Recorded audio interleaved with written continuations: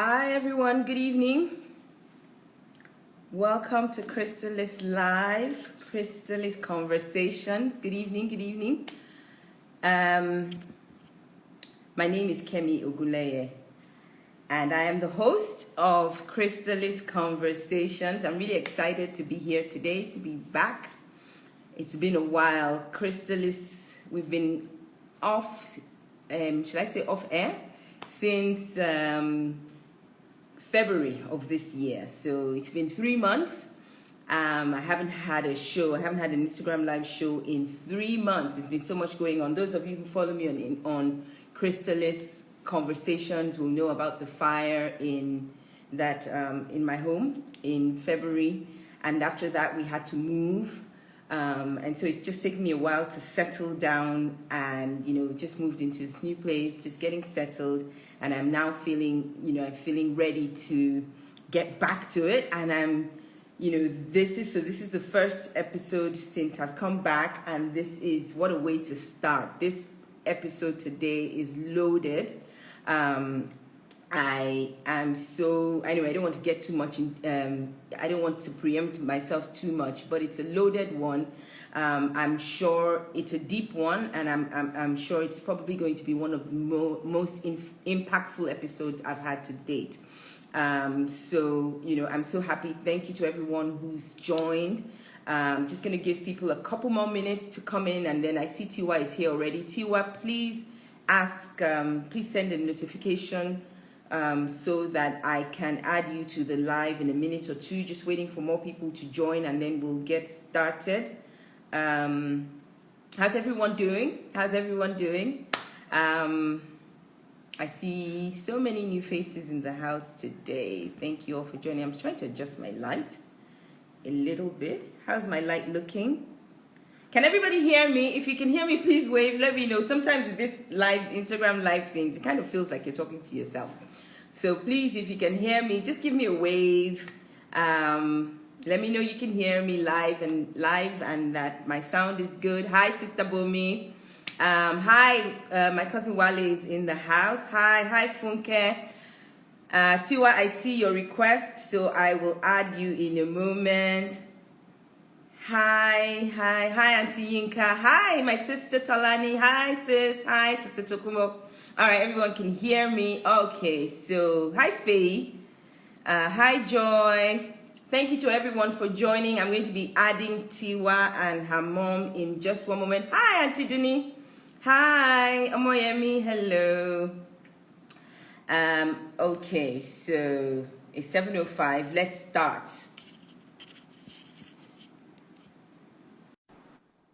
So I'm just adding Tiwa and her mom, Yejide, once they're on.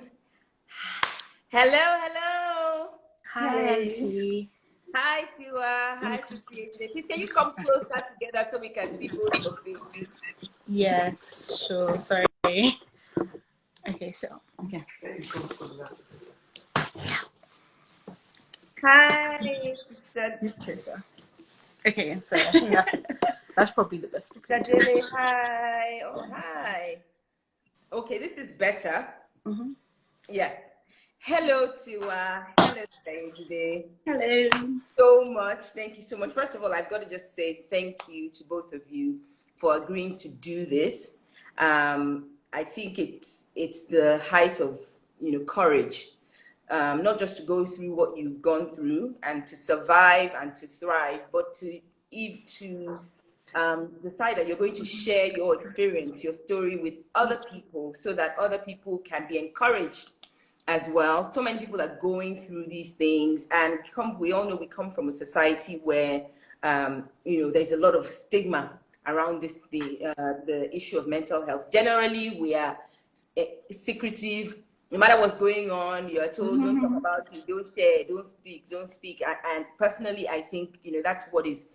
I always say a lot of us are dying in silence instead of speaking out and getting the help. First of all, getting help that you need, getting the resources. You just never know who can point you in the right direction. But also, your story could encourage somebody else, at least to make one other person feel like I'm not alone. in this. So I'm very, very grateful to both of you for deciding to do this. There's so many people in the house already. Just house rules very quickly. I know there'll probably be a lot of questions for Tiwa and for her mom. Please put your questions in the question box. You'll see it at the bottom of your screen there. If you type it in the comment, it scrolls up and I probably won't be able to see it. But if you put it in the question box, I'll be able to take questions towards the end of our conversation. So let me introduce myself quickly. There are a lot of people in the house today who may not know me. My name is Kemi. This is Chrystallis Conversations. I am the host, the creator and the host of Chrystallis Conversations. I'm still trying to adjust my own camera as well. Chrystallis, I always say, is about conversations that matter. We are a community of women and a few good men who are on a journey to becoming our best selves daily. And we do that by talking, by sharing, because like I said, I feel like, if you share your story, if I share mine, somehow we can encourage each other, we can inspire each other, and we can make change happen. Today's topic is Morning Has Broken. And we're going to be talking to Tiwa Ayeni and her mom, Yejide, about the mental health challenges that Tiwa started experiencing as a young teenager, which her mom walked the path with her. Her mom and the rest of the family walked the path with her, and they have come through the dark tunnel to the light of recovery, which is why I called it Morning Has Broken, because we're so grateful for Tiwa's recovery and for the bright future that is ahead of her. So without further ado, Tiwa, will you just do a very quick introduction? Just tell people your name, how old you are, whatever you want to say very quickly, and then I'll let your mom do the same, and then we'll start asking questions. So go ahead, Tiwa. Okay, cool. Hi, everyone. Thank you so much for joining. I'm Tiwa. I'm 18. And yeah, I'll just be talking to you about my experiences and hopefully about mental health in general, maybe talking about some stigmas and some like misconceptions and stuff like that. And okay, Yejide mom, and supporting Tiwa in this journey, and we're going to just share us with you. Thank you very much. So Tiwa, I'll start with you. Let's go back a little bit to the beginning, your childhood. What was that like? What are your memories of your childhood? How would you describe your upbringing? Happy. Like, I feel like that would probably be the word that I would sum up my entire childhood. Just happy, super happy, like always being surrounded by friends and family, and I always had this really like massive community around me, and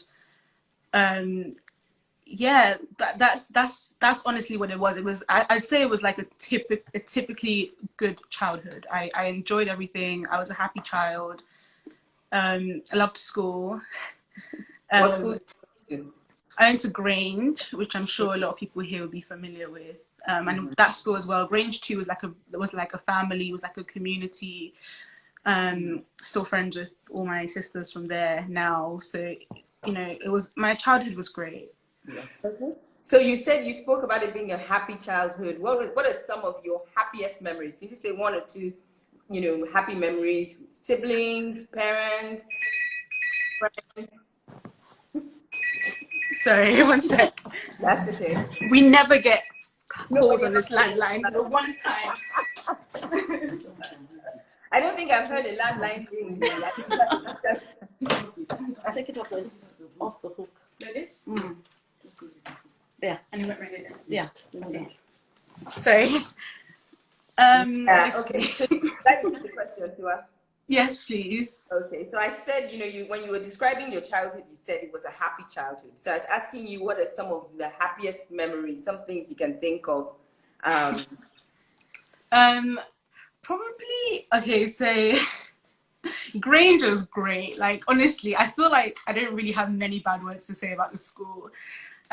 Year 5 was probably my prime. I feel like I had like amazing friends that I literally was with every single day, like Tumike, Aisha, and Amide. Like, we had this like friendship group thing, like, and in class, it was just amazing. Like, it was great. It was so funny.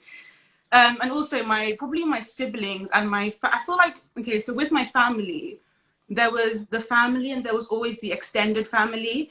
And the extended family was always as involved as our direct family was. And so, like, I feel like if you ever came to my house in Lagos, it was like full of, it was always full of, like my aunties and my little cousins would be here on holiday. Like, it was always just packed with family. Like, my house was always packed with family. And that was like a great environment to grow up in. Like, it was, so obviously you grow close to all your family members. I was just always surrounded by people, and that was very, very helpful, I feel, to my development. Like, it was great. Awesome. I see your friends in the house, some of them in the house, talking about, I see Sumike and Aisha saying 5 hours. So I can see that, you know, the bond that you had from, you know, like you said, you guys still have that bond, which is awesome.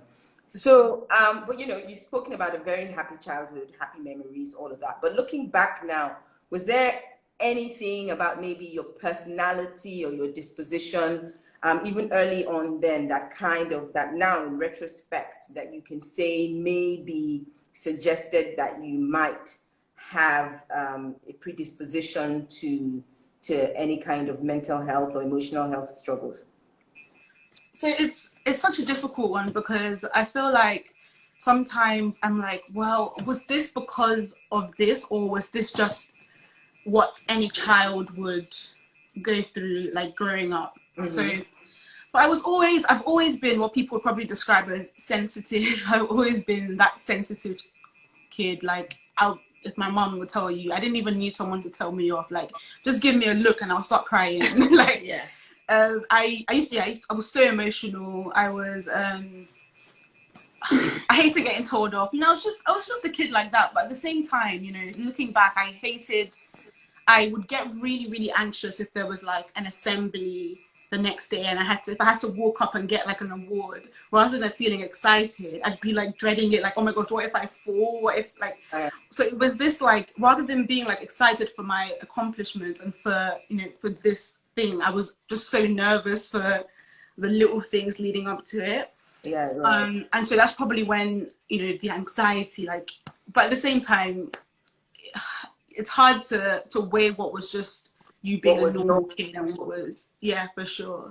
I understand. So now I'm gonna turn to your mom, actually, and kind of ask, you know, because I want to get her perspective as well on, you know, Tiwa as a child. What are your memories of Tiwa as a child? What sort of child was she, personality wise? And, you know, so two questions in one. What are your memories of Tiwa as a child, her personality? And was there, now looking back, is there anything that you think about, you know, that you say, okay, maybe this was a sign, or maybe this was an indicator of what was to come? Like Tiwa said, she, as far as I was concerned, anyhow, she was happy, well-grounded, happy in school. So I guess by the time you put happy in school, happy at home, for us, that was happy child. You understand? I mean, in terms of her sensitivity, which she was, you know, and she was from a very early age. Well, you know, the happiness that surrounded her, the being involved with activity in church, in school, and she was very active in church. You know, we went to another kind of community like church. You understand? So she was so I didn't see any signs, any indication, anything for me to get worried about. You understand? Other than the fact that she was very sensitive child, and, you know, snap out of it. You know, the usual words. What's wrong with you? Snap out of it. Calm down. Yes, all right then. Okay, Pele. You know, the usual words that we parents use. And that was it, you know. So no different from anything that I went through with our older ones. Right. Okay. Yeah. So, you know, when we were talking, we always do a for those who don't know, I would always do like a interviewed before today. There's something you said when we were talking last week. You said, you know, we as parents should take our children's emotions seriously. And that, you know, it's because a child is sensitive does not mean that the child is Spoiled. Yes. So do you want to talk a little bit more about that? You know, taking our children's emotions seriously and you know. With what I know now, you understand, having taken a magnifying glass to with care providers, professionals, and dissecting Tiwa's birth to where she is at now, that the sensitive part of her as she was growing was getting a little bit not erratic. I wouldn't use words like that, but it was getting a little bit more intense. Right. You understand? And that's probably where I feel that we should have taken a magnifying glass to it. You know, okay, and then talked more, you know, gotten a little bit more involved. But because she seemed like, you know, she was coping with everything, it didn't seem like she was struggling. I mean, before she left Nigeria at the age of 10. Right. So up until then, she was very happy. So this is where I don't know if the friendship group carried her along. You understand? The community we had in Nigeria. Yes, it didn't exactly. It didn't show as much. But you know, even when she came to England, and it didn't show as much because she was still with her siblings. You know, she's one of 7. One of 3 of mine, but one of 7 in total. And 5 of them were together for a long time. Right. So it didn't show, but still now, I would say when your kids are exhibiting some, you know, crying longer than normal, you know, mourning longer than normal, just that emotional bit, they're showing it a little bit more than normal. This is the time for you to now, not all kids, it's not a case of one size fits all. I'm now talking about my child, you understand?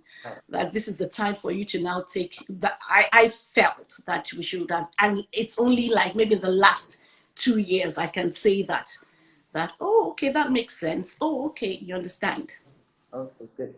So, you know, your mom mentioned, Tiwa, you left Nigeria when you were 10, so you finished Grange, and then you went to start year 7 in England.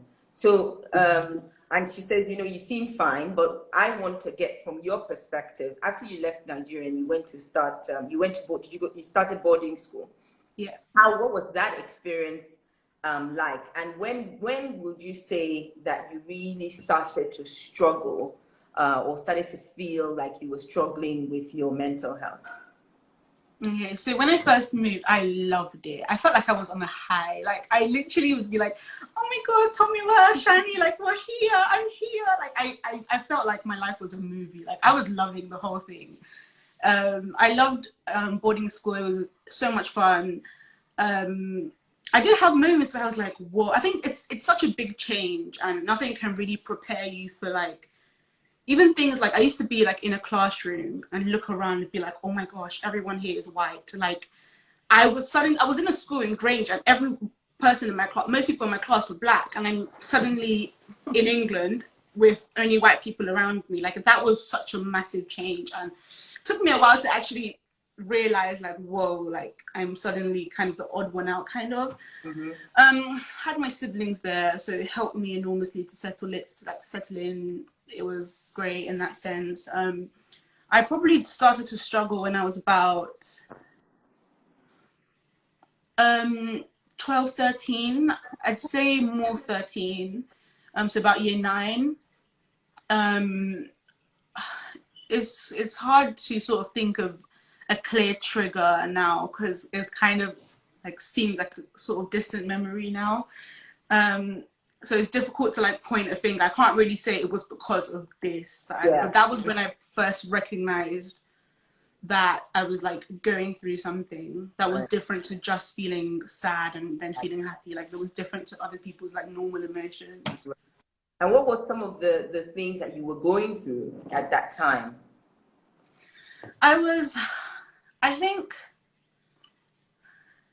I felt really alone at times, like, and I wasn't sure if it was like, I mean, it must not have been a physical loneliness because I was constantly surrounded by people. Like, I'm in a dorm with 3 other people, so I'm not physically lonely, but I don't know what it is, because then and it's also, I feel like with feeling alone, it's important for me to clarify, like, I had people that I could have gone to, but in that moment you don't feel like you have that, and you, like, it doesn't feel like you can go to this person to talk about it. And so yeah, I felt super alone. I just felt, I don't know, I think I was very confused about life. Like, you know, I'd lost a few people, so I didn't know how people grieved, and I didn't know, wow, like, anyone can just die at any moment. Like, the whole concept of death probably weighed on me a lot, and I feel like it's not really a conversation that I'd ever had with someone. Like, you know, people are gonna die, and this is how you get over it. So that, for me, I was always just living with that, like, wow, like, death is this really crazily scary thing, and I don't know how I'm going to deal with it if it happens again. And that just sent me, at times, just send me down this whole other loophole of negativity.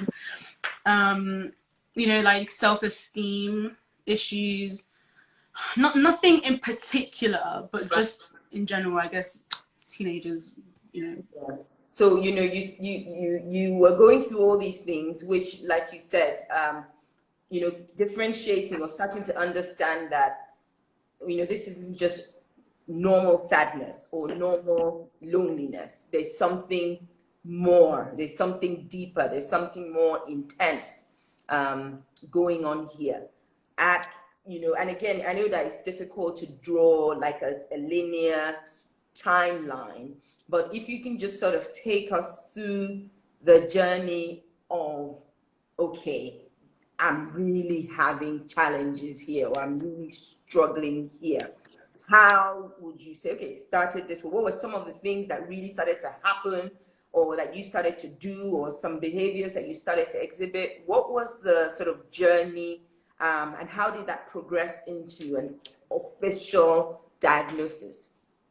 Yeah, so it was quite a long journey, I would say. Like, it took about, honestly, years. It took a couple of years before it got to the bit where, not even now, but when it got to the bit where I was even starting to get like support. But luckily enough, actually, my family caught it quite quickly, which I'll speak about later. But so yeah, initially it started about year 8, year 9, mainly year 9. It started, yeah, mainly year 9 was when it first properly started, and then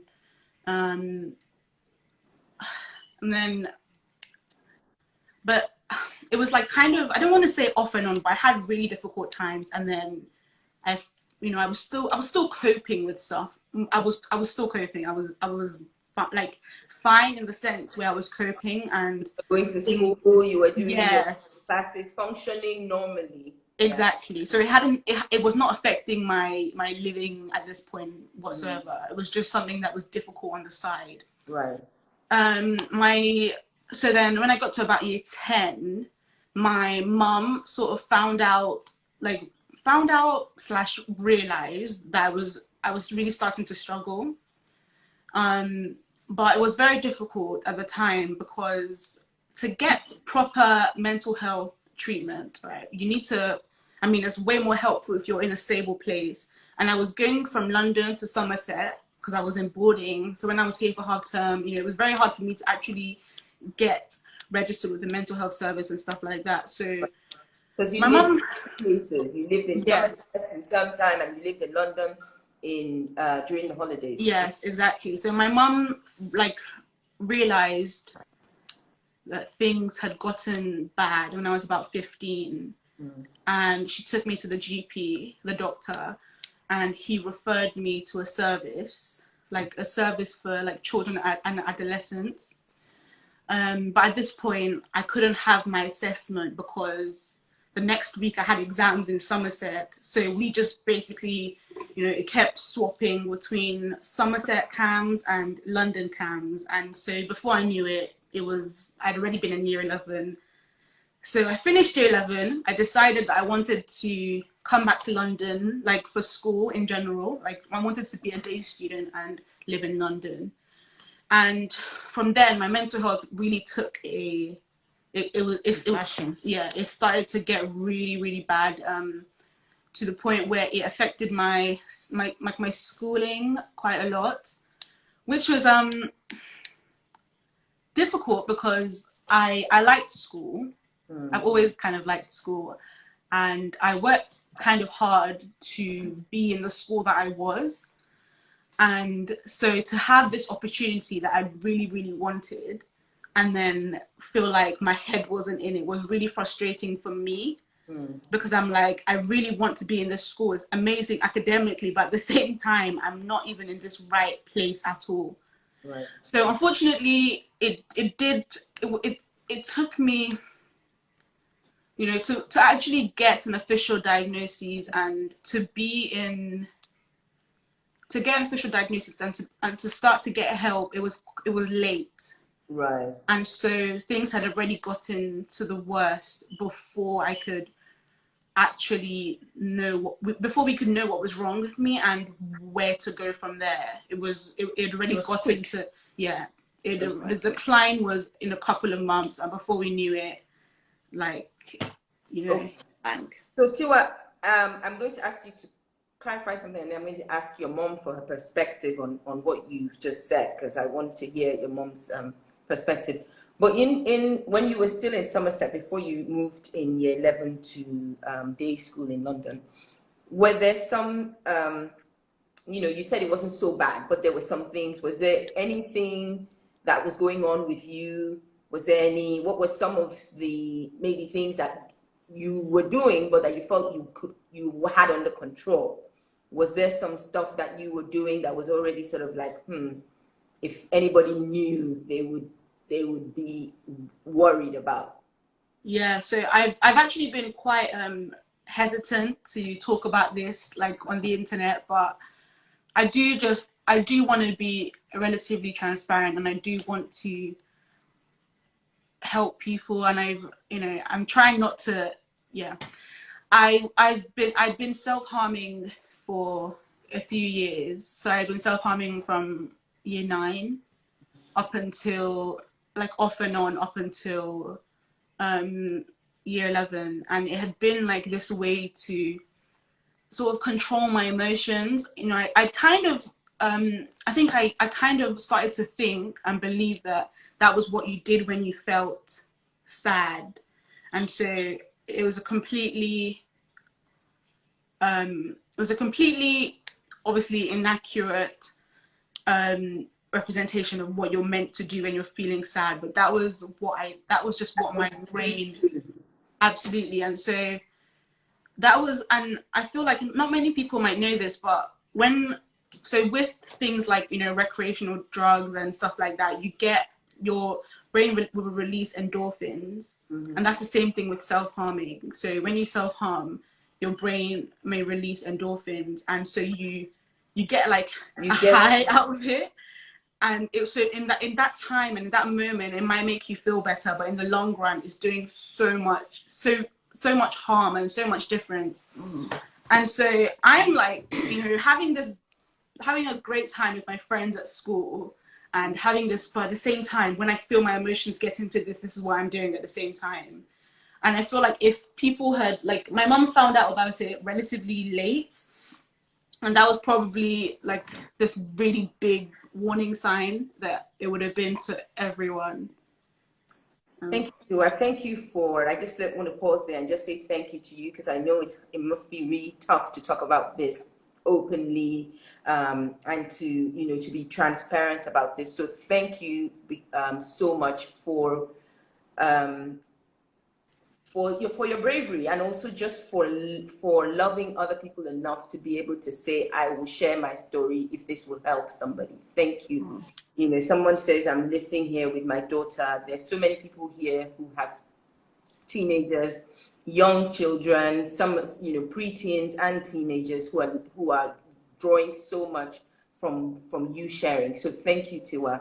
And again, I want to pause here and say thank you to your mom for being, such a tower of strength, because, your mom decided she was going to go all the way with you.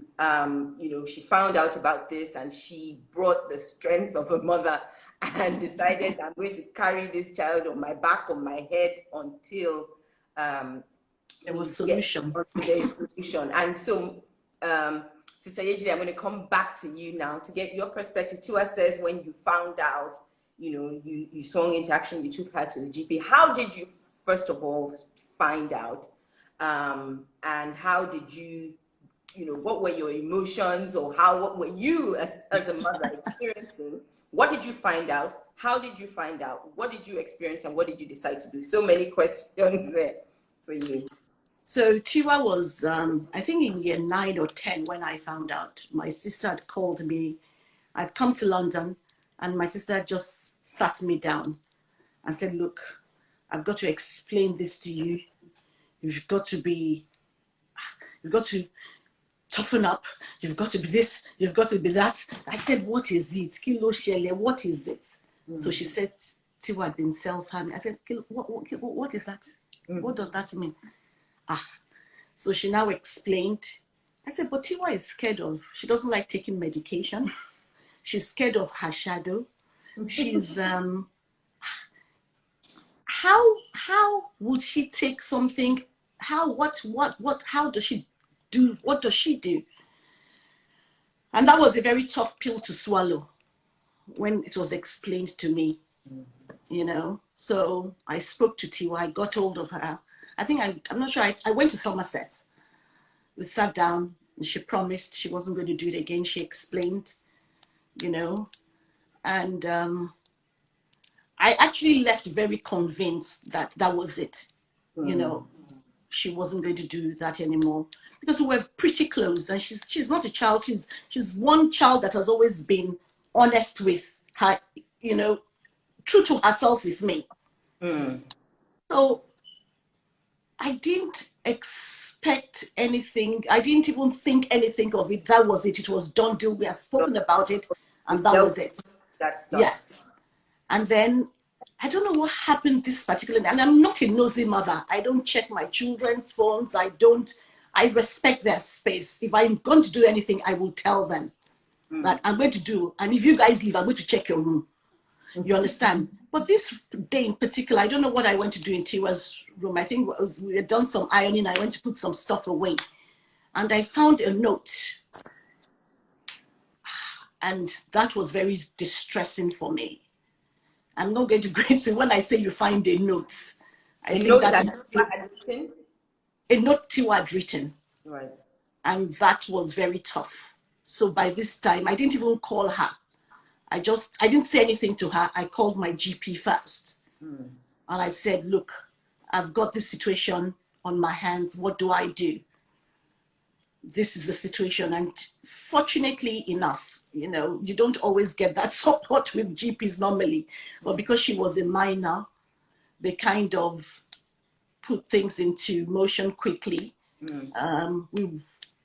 We sent an appointment to try and see professionals, and that was it. So I waited for her to come home for exit, and sat down with her. I think another brother of hers was around. Her brother was around, and look, this is what I found. So of course, by this time, it's not a case of no, mom, it was something I'd written a long time ago when I was going through a lot of stress, but it's not recent. Well, I said, I've only just found it, and there's a reason why God has made me, why I have found this at this time. Because it was under her bed. I had no business there. And I wasn't clearing stuff out, So it was just there. And I just picked it up and put it on a dressing table, and I found it. And I don't know what happened. I just opened it, and that was the notes. So then obviously, without going into detail, it was a note, something that, she'd written to say maybe she wanted to self-harm and take it to the extreme. Right. Okay. So we knew we had to put things in motion. This was not just self-harming anymore. This was, And unfortunately, then she was getting ready to do her year 11 exams. So O-level exams. So it was a case of having to balance the two, not saying anything to her, you know, but making sure she was getting all that support, because this is me in London and this is her in Somerset, which is about 2.5 hours away on the train. So, you know, it was finding that balance. And yeah, but So you reached out to the GP. Things were GP set things in motion. So what happened next after that? we managed to get an appointment later on, and we were referred to another team. And you know, by this time, they kind of took a magnifying glass to everything. What has happened? How many kids are in the house? How many boys are in the house? You know, they kind of stripped us of everything to be sure that the house Was safe for her. Yes, our situation was safe, and that's that. We just never kind of recovered from that.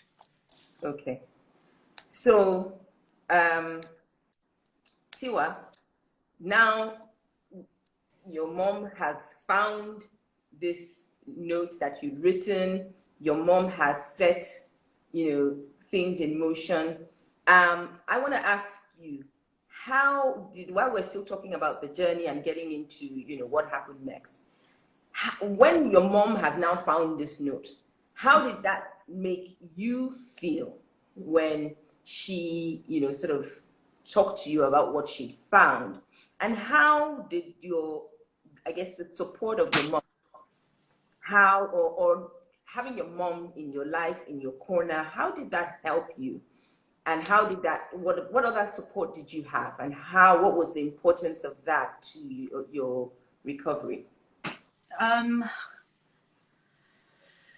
So, like having, I don't know, to be honest, I can't really remember how I felt at that time.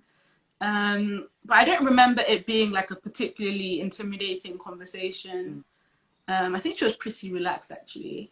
But she was like, I think she did get quite like assertive and was like, we are going to the GP tomorrow. Like, this is what's going to happen. And I was like, well, okay. I think when I first started like talking to professionals and stuff, I was kind of like shocked that the feelings and stuff that I'd been feeling for years were actually a thing. This is mental health. Like, this is actually something that other people feel and other people experience. Like, I didn't really know many people at the time that had any mental health struggles or anything like that. So, yeah, I suppose it was quite like validating, like, you know, to hear and to feel that you're not the only one that goes through this kind of thing. That was quite an important moment in my recovery. And yeah, having family support was super important. Like having my mom's support, because I mean, though she at the time didn't understand exactly what was going on, she knew that something was wrong, and I feel like that's like the start. That's like the most important thing to begin with. I think as well, you know, this cloud, there was this dark cloud I could see over my daughter's, you know, everywhere she went, there was just this thing that followed her about. She had lost that charm, that spark, that she had lost. There was something that wasn't right. It didn't sit right with me. You understand? I mean, I even in my soul, when I go to bed, I'll be worried that no, this is not the child. This is not my child. There's something not quite right. So I guess that in itself, you know, spurred me on to, okay, start looking for help, start speaking to people, professionals, even outside in our community. What do I do? You know, speaking to my siblings, you know, I had 2 sisters here. I had my darling cousin Tolani, that, you know, so I didn't walk alone, no. I didn't. So, it's important. I want to stay on that thought for a moment because you said you didn't walk alone. The reason you didn't walk alone is because you opened up and you told people that, this is what's going on. You decided, I guess, to open up. Where for many people, and for whatever reason, understandable reasons, at that time, going through something like this, their decision is to close in, because. So, what is it that made you decide, I'm going to open up, I'm going to speak, I'm going to tell people, talk to people, trusted people about what's going on with me, what's going on with my daughter. I'm not going to make this into one secret that I'm carrying around. Initially went to us stuff. It didn't happen overnight. Of course, we had all the bickering amongst ourselves. I was angry. I was like, I felt guilty as a mother. There was a lot of shame that surrounded me. I remember there was a time I was in Nigeria. I shut everything down to come and stay with her. You understand? I shut my life in Lagos down because I knew that this is where I felt I needed to be. There was no way, unfortunately, I couldn't be in Lagos and then something happens and I jump on the plane to come to England. I didn't have that resources. So I thought, and I knew that the best thing to do was to be on ground with her and, try to reassure her we're in this together. That journey, even initially to speak to people about it wasn't easy. Right. It was not, because I was worried like crazy. I was going to be judged. By this time, I was having married, the home front was not stable between myself and Tiwa's dad. So I just felt, oh gosh, that was another thing people were going to start judging me on. So I just thought, okay, I had a good, somebody that was referred to me years ago when I was struggling, even in my own marriage, that spoke to me, that kind of, sent me in the right direction. I went to, the NHS has something that is fantastic called Time to Talk, and I went there, got some counseling myself, got some therapy myself, and that kind of strengthened me. So when this happened, I think I was in a good place to be able to, it was a kind of, okay, bring it on. We're in this together. I was in a good place. Right. I had therapy. So it was easier to deal with. But in terms of my network, my support system, initially I didn't say anything, but I reached out to one became two. I spoke to those people that I felt safe with. It wasn't shame, it was at this time, it was just, what do I do? So I would have my cousin will come all the way from Surrey. She'll just sit down, they just make a bath for me. I'm just going to spend a few hours with you and we're just going to chill and talk. And then, I started to open up. Then my sisters, my sons, you understand, they were very, Mommy, don't worry, we're in this together. We're in this together. We're going to sort it out. So, and that was how we took little steps. And it just, fortunately, was just, I think, little steps in the right direction. But it was a journey. And a half. A journey and a half. You've said so much for me to unpack, some of the, what would I call them, themes in what you've said just now. You talked about feeling shame. You talked about feeling guilty. Yes. As a parent, as a mother, how did I miss this, or how did I let this happen to my child? You felt people would judge you. But the other thing you also talked about, or that came out and when you were speaking, is that you were not in denial about what was going on with Tiwa. So how did you balance this, this obvious, natural feeling of, shame. If they're going to talk about me, they're going to judge me, they're going to start talking about me again with, look, my daughter needs help. Whatever it is that anybody wants to say, they should say. I'm focused on getting my daughter all the help that she needs. My immediate support system was fantastic. You know, when I say I was probably had about 7, 8, 9, 10 people that gave me that strength. Kemi, there were times I couldn't get out of bed. I was drained. You understand? The situation had drained me because there were times I said to Tiwa, oh yeah, you have to sleep in my room. Oh. We're sleeping together. You understand? That was the only way I would have any kind of good night rest. Yes. From fear. I let fear, you know, when there's the Christians would say fear is of the devil. It was true because I became so afraid. I wasn't sleeping. I was binging on food. You understand? So until some people kind of reeled me in. And that's when we say, in your lasho in your. That's all that's at that point, that was what it was for me. I had no strength. I had no direction. It was just people.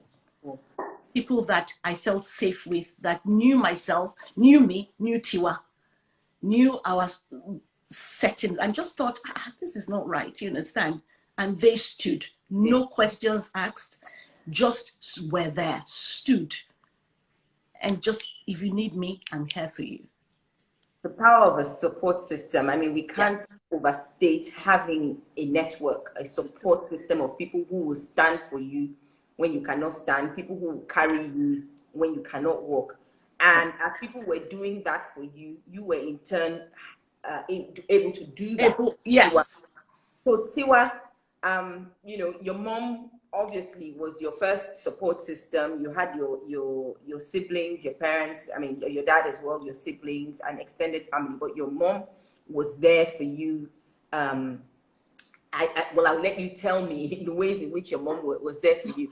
So I want you, but I also want to ask you, like, you know, just for the people who are listening, who are on this conversation, what were some of the things that your mom did very well in terms of supporting you in this journey?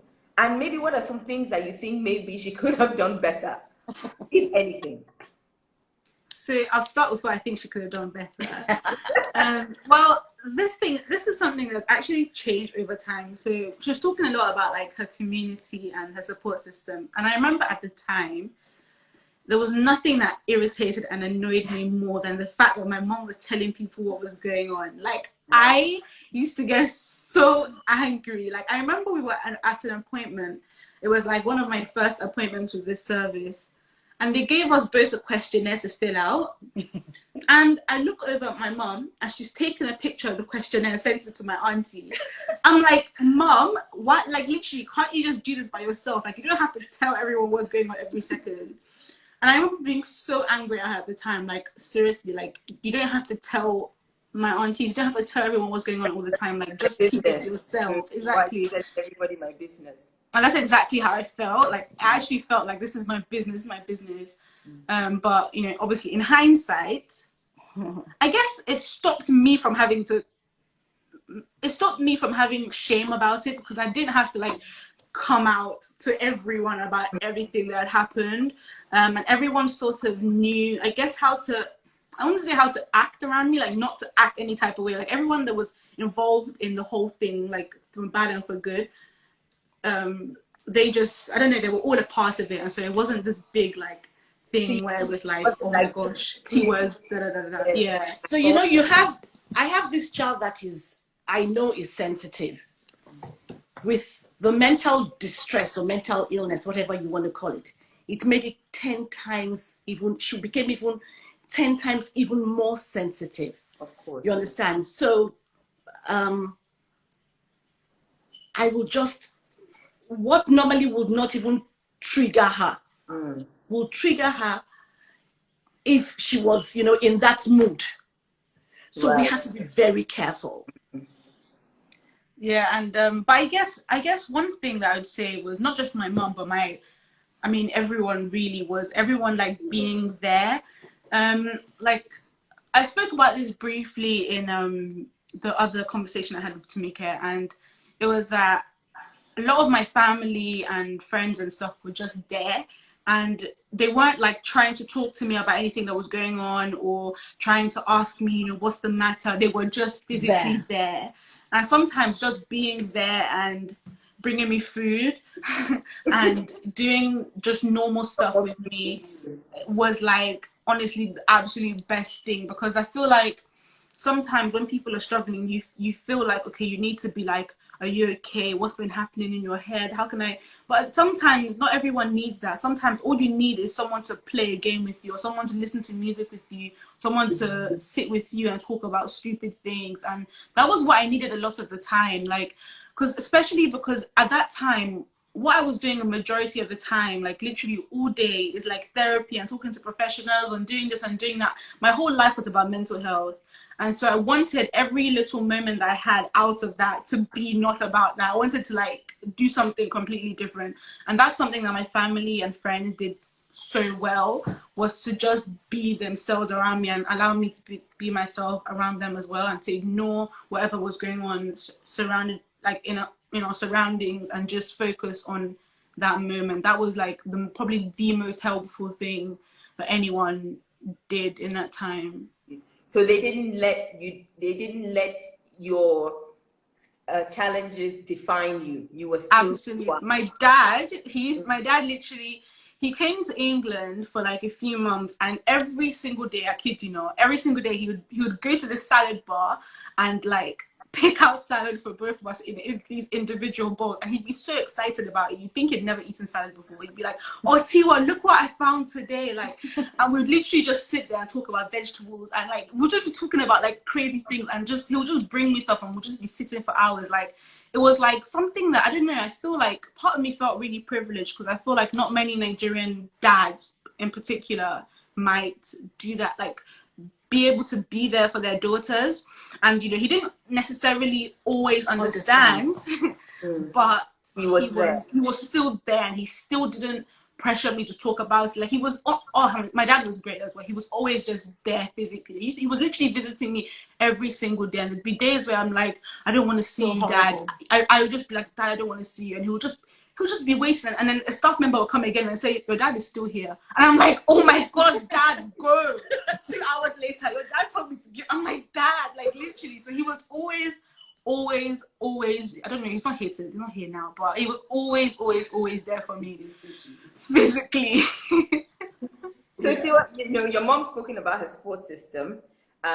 What was, you know, you spoken about your dad, your mom. How did your friends, what role did they play in supporting you? Yeah, so my mum said I'd been off my phone for a while. Like, everyone was probably wondering where the heck I was. And my mum said, Tiwa, call Simi, Tumike, and Foinsola and tell them where you've been. So I'd actually been talking to my other friend Aisha, and some of my friends from Somerset. They already kind of knew what was going on. So I just called Tumike and Foinsola and that day, and I said, like, you know, this is what's been going on, this is where I am, and stuff like that. Like, and I don't know, I just never, telling my friends about it never seemed like an option. I just thought, like, you know, if I ever recover from this, then I'll tell them, you know. Right. So to tell them at that time was quite like a big deal. And I remember them just being like, oh, Tumike was like, oh, I thought you were pregnant, something like that. I was like, oh my gosh, like, so it was just like, it was kind of like a breath of relief, because it was so relieving, because I was like, wow, like, okay, got that out of there. Like, I can actually. And their reaction was what? What was it about their reaction? They were surprised. They were very, very surprised. They were there. They didn't. Yes. At first, they were very surprised. Like, Tiwa, you? I don't know. I think they also felt guilt. Like, oh my gosh, I should have been there for her. I should have known. I should have. But at the same time, they were there. Like, Tumike and Foinsola and Simi was actually coming as well. But they came to see me, and they were great. Like, absolutely great. Like, I know they were nervous at the time coming up to it, but it was absolutely great. It was just like everything was the same. You know, there was no pressure on the meeting. It was so nice to actually be able to see my friends. Like, my friends from when we were like 4, like be there at that time. Like, I can't fault any of them, honestly. They all reacted so well, and they probably don't even know how, like, the impact of them being there at the time, but it was great for me. So Tiwa, you were saying, you know, they came to see me, they came to see me. Where were you? So I was in hospital. This was year 11? This was after year 11. You were in Around year hospital? 12. Yeah, I was in hospital. Were you admitted in hospital? And at Yes. this time, had you had any kind of clinical diagnosis? Was there a name given to this, or it was still sort of It's just treating you? it's yes, but it's something that's like probably I don't think I'll ever share exactly what my diagnosis is, just because I feel like I'm so much more than that. And Yeah, I feel like those diagnoses, they're great for professionals to pick what therapy will help me in the future and that kind of stuff. But at the same time, I feel like I don't want that that's to be that defined. to define me, or that, I'm so much more than that. Right. But yes, professionals have this sort of, and I feel like people don't realize as well that a lot of mental illnesses and mental disorders, they come under a lot of things. So, for example, anxiety disorders are like, anxiety is an anxiety disorder. So is PTSD. So is OCD. So is so many illnesses like that, and they all come under so many different things. And which is, yeah, it's crazy. But I feel like sometimes people focus too much on your diagnoses and, wow, so this is what's wrong with you, and thinking that will then help that. But it's probably further, like, very, very far from the truth, because unfortunately, even within the system, that you can get stigmatized further for your diagnoses, which is Right. just absolutely crazy to me. I mean, when I think about it, you know, and this is a different conversation, but you know, you were in a hospital, you were ill, just as anybody who has a physical ailment is ill. But why do we treat mental health issues as though they're different? It is an illness like any other type of illness, you know. But I love what you said about you not being defined by your diagnosis. That's not who you are. That doesn't define you. You're so much more than that. And I absolutely love that perspective. And I feel like everyone who's listening, who may have this kind of challenge, or who may have a child or a teenager going through this, I think that's something that we kind of need to print out and put on t-shirts everywhere, Yeah. you know, for everybody to wear.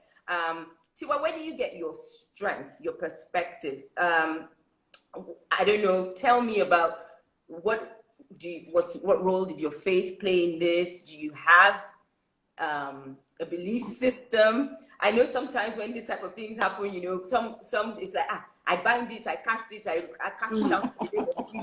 This is not my child. It's not, you know. How do you see, what role has your faith played in all of this? So my faith was an option, right? And that's probably one thing that I'm like, regardless of what everyone, because I got so many people telling me, Tiwa, just pray, you know, pray it away, pray it away, pray it away. And I was always, and I just felt, for quite a few years, I felt this disconnect from God. And I I could never say with my mouth, I don't believe in God, because I just can never say that. But I felt a complete disconnect. I didn't want anything to do with it. I told my mom I wasn't going to church with her. I didn't want anything to do with it. But when I chose, like when I decided to choose God at the time, it was my decision. And that was like probably the most important thing. Like anyone could have told me to pray and to read this and to read that. But if I didn't decide it by myself, it wouldn't have been substantial. And so and I feel like a lot of the time, like growing up, I felt this like pressure to connect with God on a level. And especially when I was going through stuff, I'm like, okay, like God help me, God help me. But what helped me with my religion was like gospel songs and stuff like that, rather than like physically like reading the Bible and doing stuff like other people might find helpful. For me, it was gospel songs at my lowest. And so I found that that's what I was doing at the time. And it just felt, I mean, it felt, I can't explain how it felt. It felt absolutely amazing to actually, for me to have chosen that and chosen that lifestyle eventually. And then, you know, when I was actually in hospital as well, people won't know this, but when I was doing with my friends, I was in my hospital room and I had my iPad there and we were doing a Bible study group chat. They had no clue. Only Tumike knew where I was, and everyone else was just talking to me like normal, having no idea that at this time I'm literally in hospital. There's a nurse right there, like. Right. So I guess that whole thing, like when two or more gather in my name, I'm there with them. So that helped me a lot as well. You know, just knowing that my mom's here, I'm holding her hand, like, you know. I remember Auntie Tolani coming to visit me in hospital with my mom and my dad. And I got my ukulele out and I'm singing a gospel song on there. So literally that was like the main thing that helped me, was gospel songs, singing. That was what my faith was driven by, 100%. Finding, and I love what you said about find this, you know, there's the faith of your mother, there's the faith of your father, there's, you know, that can only carry you so far. I love what you said about you finding faith for yourself, finding God for yourself, and finding strength in this, in the way that worked for you through singing, through music, and you know, having that carry you. So where I guess what I want to say now is so much to say, and it's already 8 o'clock. I still have quite a few questions, but I wanted to ask you about very quickly. Do you feel, because you know you've sometimes spoken about what would people say, what would people think, and you're here, you're still here, you're sharing your story. Do you worry about what people would think about you? Do you worry about stigma? Do you sometimes feel stigmatized, or do you worry still that people may stigmatize you? Do you know what it is? I feel like my experiences have made me feel this level of wisdom that I've never, and it's probably made me a little bit arrogant, like I can't lie, because I feel like I know so much, like not even like academically or anything, but I feel like I'm such a wise person that but I honestly, I'm at this point where I'm like, wow, I've really been through the worst. Like no one can tell me anything that I've not heard. No one can act any way towards me then that would be worse than how I was feeling at this time. So I know that I think if I wasn't sure of myself and I think I wasn't being honest and I wasn't being transparent, then potentially I would be afraid of being stigmatized. But I'm at this point where I'm like, really, like I could, I'm at this point where I'm like, wow, I'm really telling people the truth, the hard truth, like that. What could anyone possibly say that would take away from anything that I've said? And I can't think of anything. So I'm not really afraid of. There'll always be people that talk. Absolutely, and I think again that's the power of being open and not keeping secrets, or deciding that you're going to live life on your own terms. That means that you rob people of the power of holding anything over you, because you're the one who is, you're controlling your narrative. You are telling your story rather than letting other people tell your story for you. And I do think, and a lot of people are saying it here, you do have wisdom beyond your years. You don't sound like an 18-year-old many times when you're talking. And so I think that there's a, how can I put it? There's a reason for everything. The journey that you've gone through has prepared you for where you are now, and has prepared you for being someone who obviously has a future where you're going to be impacting so many people. It's very clear to me. So I want to ask you, what are your hopes? What does the future look like for you? I heard you say I don't know if it was when we were speaking before this, about in the worst period, you couldn't even see a future. You couldn't even see a tomorrow. That's changed now. So tell me how you feel now and what your future looks like. What your hopes and aspirations are?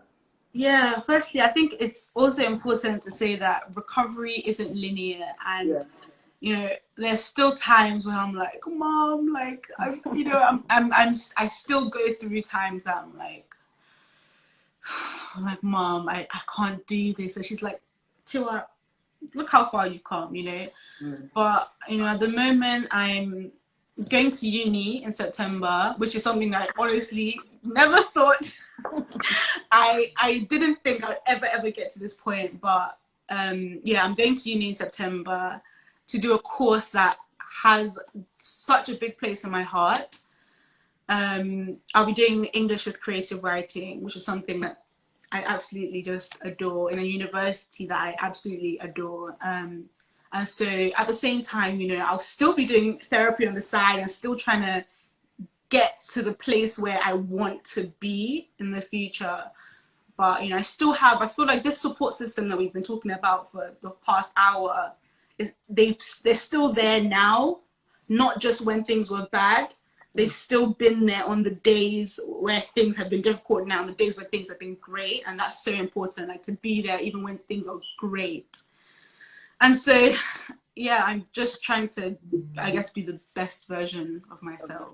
And looking forward to uni and all the things that that's going to bring. You know, so you've shared a lot of wisdom. You've shared a lot of not just you know, things that you know, nuggets of recovery. What would you say to anyone, any young person who may be experiencing you know, mental health challenges right now, or just any kind of emotional health challenges, social anxiety, whatever it is? What would you say to any young person who may be going through this now? That you're not alone, and there are so many people that have felt the way and that are feeling the way that you've felt. Like, you're not isolated in this. There's always resources. There's always people that will be there to listen if you can tell them. And, you know, I guess I keep saying this, like, don't cut your story short. There's so much more coming that you might not be able to see it now, but there's so much more to all of this, and so much more to everything that you're going through in this moment. And it can only really go up from here. You know, if you're feeling like you're at rock bottom, you can't get any lower than that. Like, so don't cut your story short. I love that. So Sister Yejide, now I'm going to ask you what advice you would have, because you've been through so much also as a mother, trying to support your child through this, and also trying to take care of your own mental health as well, so that you don't break down. What advice? I see your dad in the house, Tiwa. What advice do you have, Yejide, for any parent who may be going through this with their child? You know, first of all, it's not about your parenting skills at all. This illness it's new to a lot of us. So it's not about your parenting skills. Do not feel the need that you're wearing a garment of shame. You know, that's not what it is about. You need to find that strength within yourself. And if you don't have it within yourself, reach out. You know, reach out to someone. For me, at a point, Kemi, I couldn't pray. I didn't know the meaning of God, because I felt there's a God. I've been praying and praying. I'm not seeing returns. Mm-hmm. But if I look at my society in church, they stood by me. They were praying. My friends will call this prayer. They'll just send, "Are you okay?" Just little things like that. Reach out to those people that have got your back. Sometimes you're very weak. You don't even know which way to turn. You know, can you read this for me? Because you can't even make sense of a lot of stuff sometimes. You know, and have faith in yourself? Is that having faith in myself that, you know, I think It's, I mean, it's, oh God. Oh, bless. is it happy tears? yes. Yes, You know, I always say to Tiwa when, you know, we're in our moment, and I say, the fact that we sit down together, we're talking, there's some people that do not have that, it's a done game for them. yeah. I'm thankful. I'm thankful that, Oh my God. Look at me. yeah, Guys, get it together. I'm thankful that You God know. just, you know, I still have, every day I'm thankful Yeah. that, God, thank you. She's still here. Yeah. You know, Yoruba say, you know,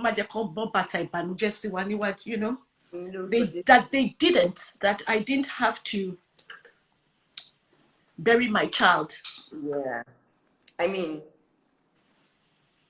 We can't say it enough.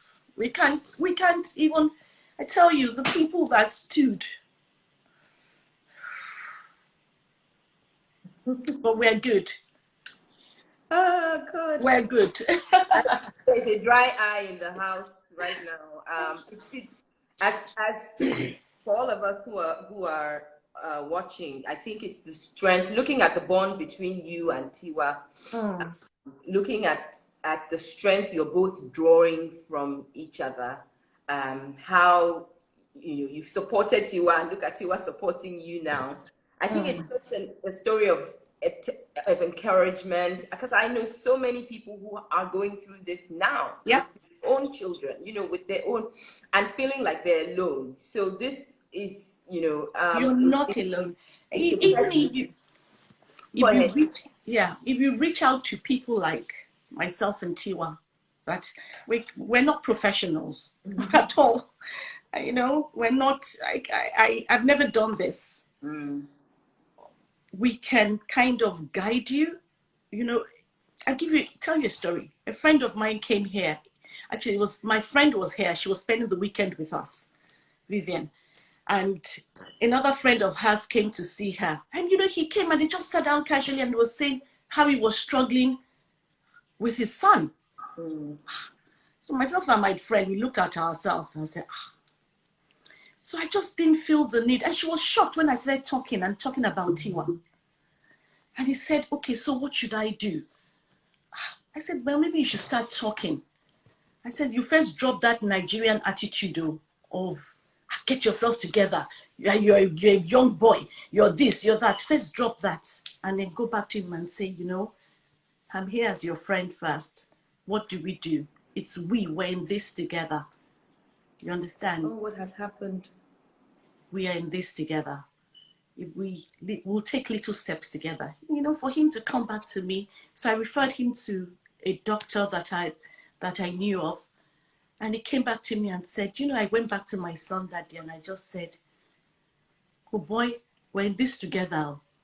If you want to quit school and do another course, if you want to take a year out, if you want to do this, those just little things that you say to your child.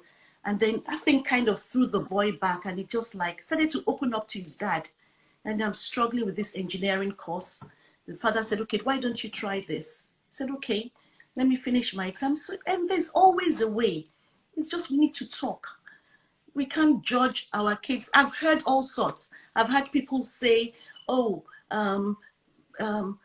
mental health, suicide, anxiety has become a trend. How? It's not a trend. If you go to hospitals and you see kids, Nigerian children, 9, 13. There was one young girl. She was a twin. Her twin was fine. She was struggling. So Having that unconditional love for our children, letting them know, like you said, that I'm here for you, no matter what it takes. I'm No here for matter you. what. And my love for you is not, it's not predicated on how good you are or your performance in school or anything.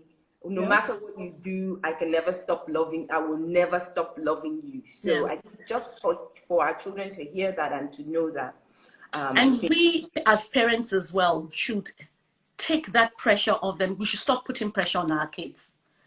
Let's stop telling them we had 10 A stars in school when we only had 2.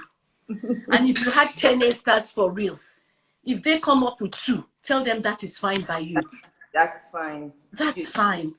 That pressure, I was saying to Tiwa, I said, when I was younger, people used to say, oh, this person is abroad or is schooling abroad. We never knew what school they were. Now, you will hear this child is in Cheltenham Ladies, this school, that school. They don't say the child is in school abroad anymore. It is they're naming the school. So we are kind of putting that Pressure. subtle pressure. Someone said everybody's daddy came first, so he came last. Who came last? Nobody. I have so many questions. I want to take questions from. I can see so many questions there, and time is fast spent. It's already 8:17. But I want to ask you 2 questions really quickly. 2 more questions, and I'll take the questions, and then we'll round up. I want to ask you, Yejide, knowing what you know now, is there anything you would do differently with Tiwa, if you could go back and do it again with Tiwa or with any of your children? And then what are your hopes, and what are your hopes for Tiwa, as she's going off now, flying off to uni, and becoming a writer, a poet, doing all these big Amen. Amen. There's something my mom used to say. There's no book that comes with parenting. You just never know. The only thing you can give your child is that support network, that support system. Put it in place from day one. You can't be, there's always this thing I used to hear, this conflict. Are you your child's friend, or are you your child's mother? What are you, a parent? Are you a friend? You can be everything to your child. You can be. If that child has to come to you first, and then you understand the lines on the face of your child. You know what it is. You know that child. When your child is quiet, it means something. When the child is singing, it means something. Go back. That wouldn't sound quite right. That song that she was singing wasn't sounding right. It's not the usual. Go back and sit down.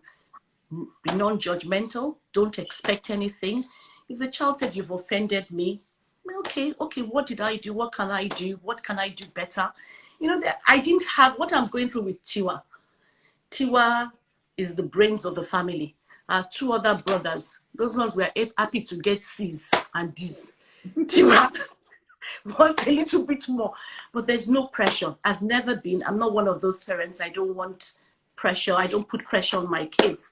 But having said that, we must stand as parents first.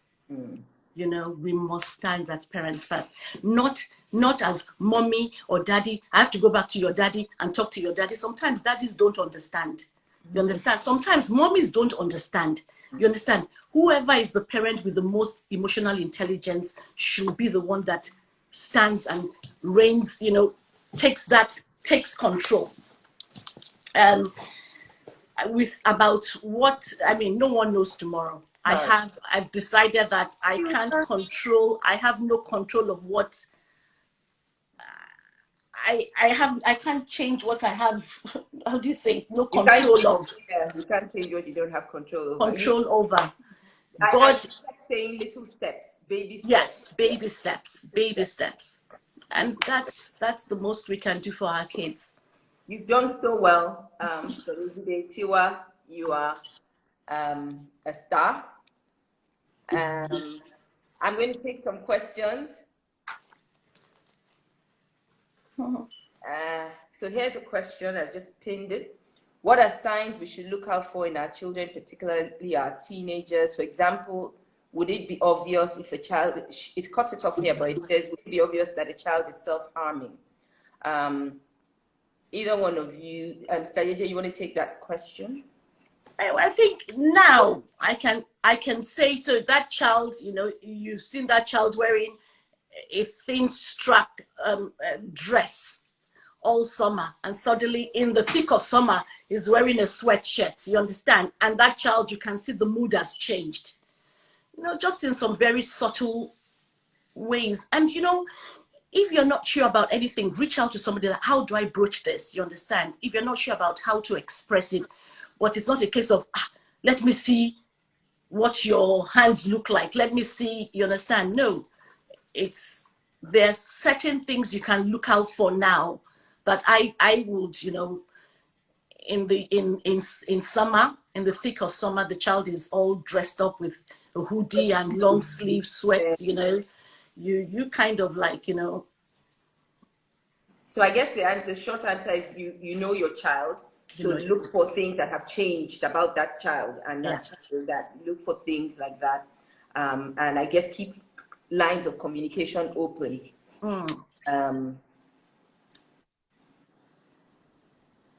Somebody says,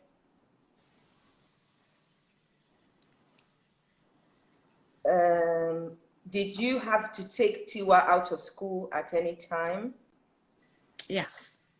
Okay. Yes, we did. It wasn't because I wanted to take her out. The situation took her out. Yeah. You understand? We couldn't keep Tiwa safe, so to speak. So we had to do what was best for Tiwa. You understand? And that was why we had to take her out of school. School was a lot of pressure. A-levels is very tough. Then because she had moved into London, she was going to a very good school, a grammar school. She got herself into a good grammar school, but the distance was a bit much. So, you know, so those are things that, you know, you look at. If the school is an A-star school and your child is a standard C or a B student, why put that child there? There are so many other schools that will let that child flourish in a more sensible environment. What is sensible for that child? You understand? Those little things. In our time, Kemi, we didn't have social media. These kids, social media is the curse of the 21st century. You understand? It has its good points, it has its bad points. You understand? That is a big problem for any child between the age of 7 and 14, especially. You know, maybe older.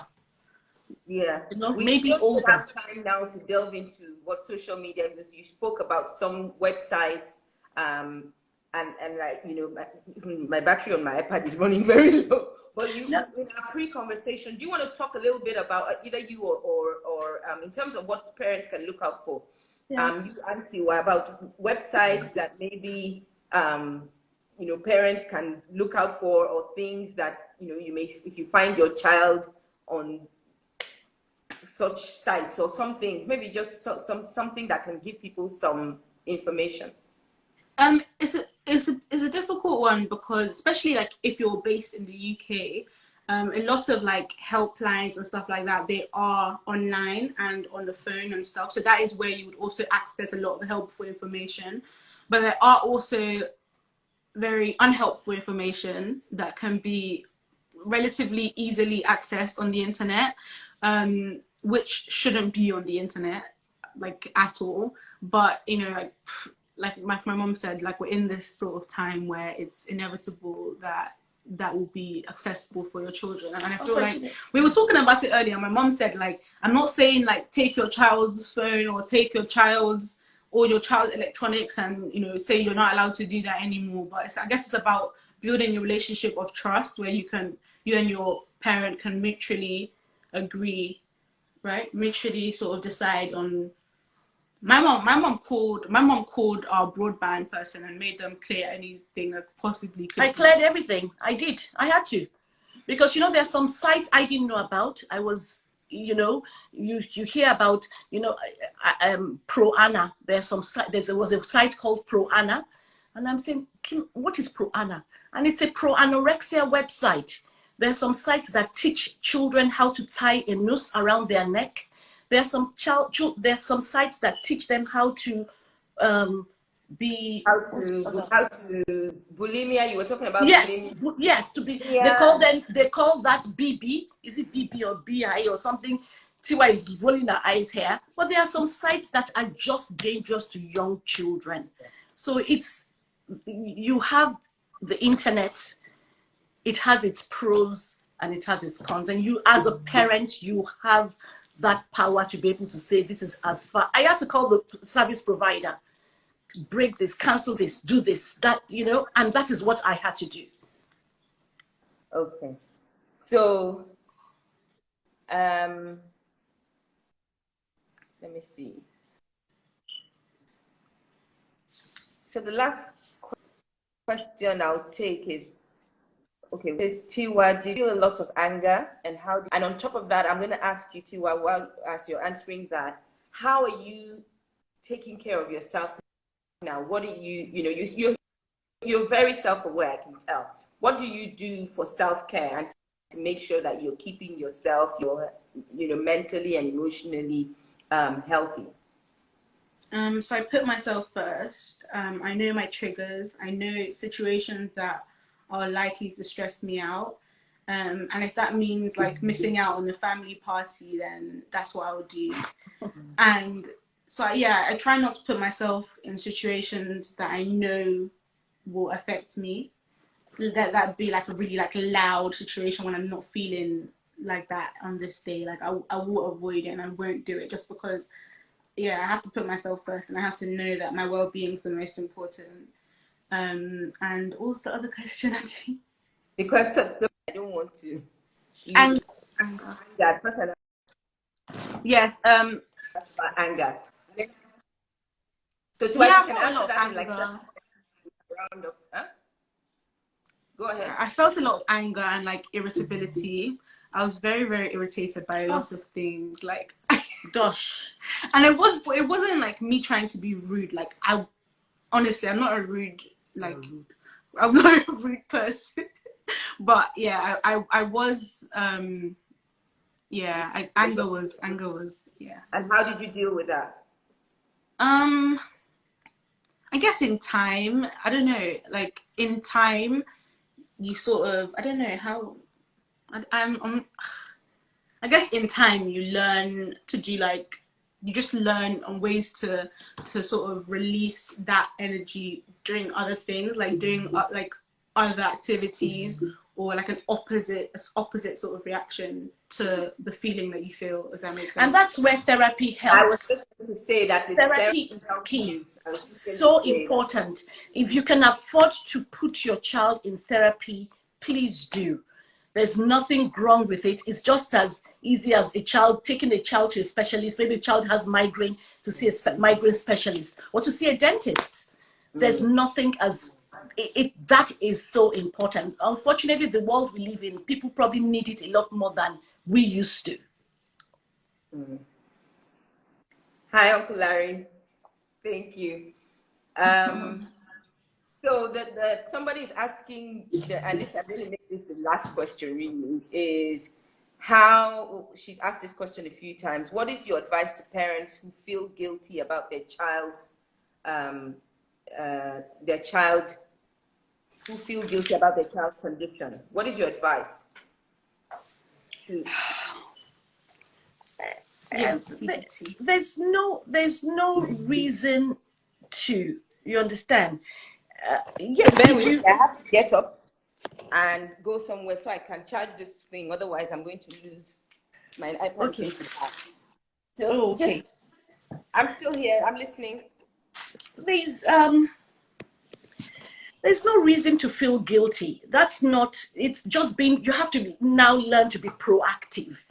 Leave that guilt aside. That guilt, it will happen. It's the natural circle of all the emotions you're going to feel and you're going to go through. That's natural.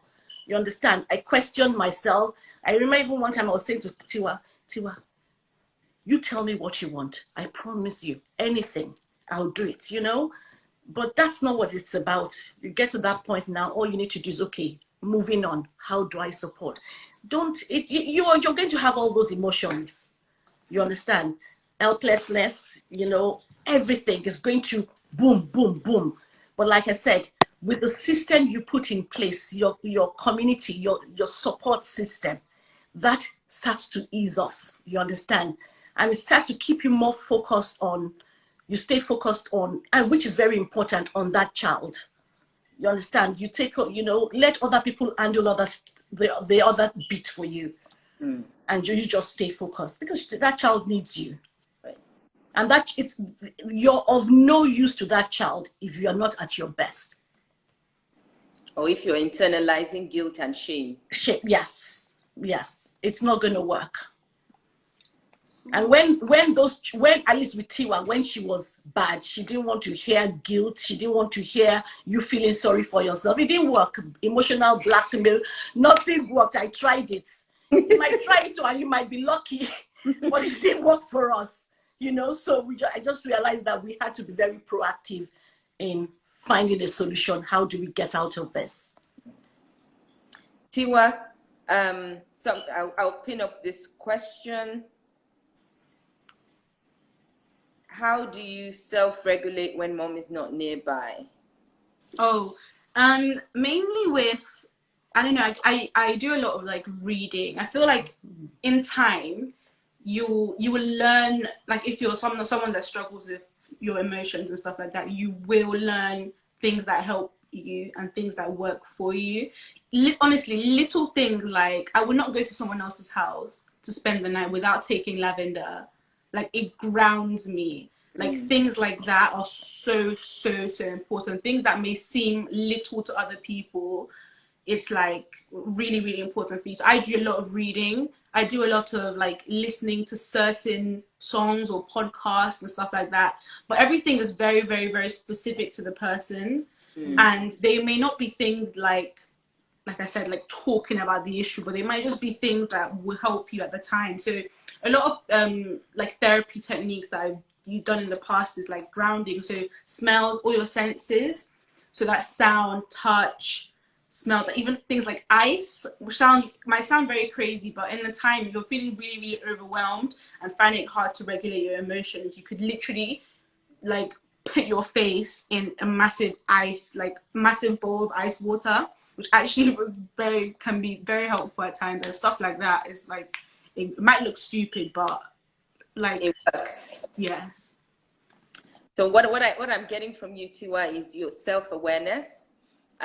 You know, being aware of what your triggers are, and also being aware of what it is, you know, those things that ground you, those things that calm you, those things that help you. And also self-care, which means that you put yourself first, and you do whatever you need to do to make sure that you're healthy and you're well. And I think on that note, we're just going to round it up. I want to say thank you again, Tiwa. Thank you, Sister Yejide, for your candor, for your courage, for your bravery, and you know, and because I know why you did this is because you're not thinking about yourselves, but you're thinking about other people who may be going through this, who may need to hear. And so that level of selflessness, I just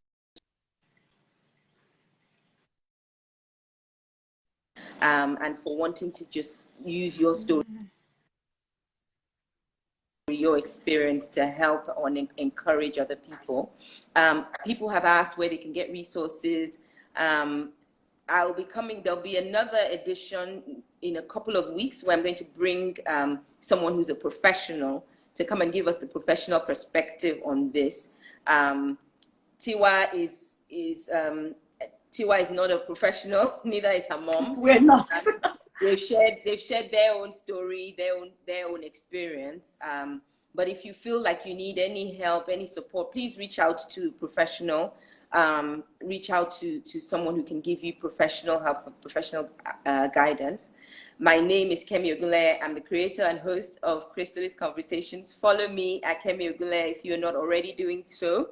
I'll be back next week, Sunday at 7 p.m. with another episode of Chrystallis. Thank you to everyone who's joined in for this conversation. I hope it's helped somebody. Thank you again to Tiwa and to her mom Thank you so much, Auntie. Thank you. We love you so much, Tiwa. All the best in Thank uni. you. You are a superstar, super duper star, and can't wait to read all the books that you're going to write, and see what you're going to do, all the ways in which you're going to impact the world. Thank you, Yejide, for supporting Tiwa. Thank you. For being an amazing mom, for standing Thank you with for her having every us. step of the way, and for just and even doing this with her. Thank you so much. Thank you to Uncle Larry, to everyone else. I know Tiwa has a lot of friends and family on this live. Thank you for being a support system to her. Thank you for always being there for her. Thank you to everyone. Thank you, Kemi. Thanks a lot for doing this. It's long overdue. Thank you. Thank Bye. you, Auntie. God bless you all. Have a good night. And you too. Bye. Thank you so much, everyone. All the best. Thank you, everyone. All the best. There's so many comments. Maybe I should, before I go off, I just want to give Tiwa an opportunity to read some of the comments. There's been so many. I was like, oh my gosh, thank you so much, everyone. There's literally been so many people. Yeah, everyone's saying well done, sending you lots of love, sending you good wishes. Who's that lady? Auntie Kemi for Lisa Folawiyo. I know, she made my Joe by Lisa jacket with the stone. Yes. All right, I just wanted to give you a chance to read some comments. Thank you so much. Thank you. Thank you so much. Oh my gosh. Absolutely amazing. Kemi, there's help out there. Please, make sure you follow it up with professionals, I'm going to, so in a couple of weeks, I'm going to come back with a professional therapist who specializes in young people, in mental and emotional health care for young people. So look out for that episode. Sorry, I'm holding my iPad in my hand now. But we'll be back next week, Sunday at 7 p.m. with another episode. Bye. All right. Good night, everyone. Thank you. Good night. Bye. Oh, would it be saved, Auntie? Yes, I'm going to save it. Okay, yes. That's the other thing. Sorry. I'm going to save this live. It's going to be on my Instagram, so you can go back and watch it. And please share it with everyone. Please do share it with everyone. You can share the link, or you can share it on Instagram, so that people who are not here today can also watch and be inspired by Tiwa and her mom. Bye. Good night. Bye.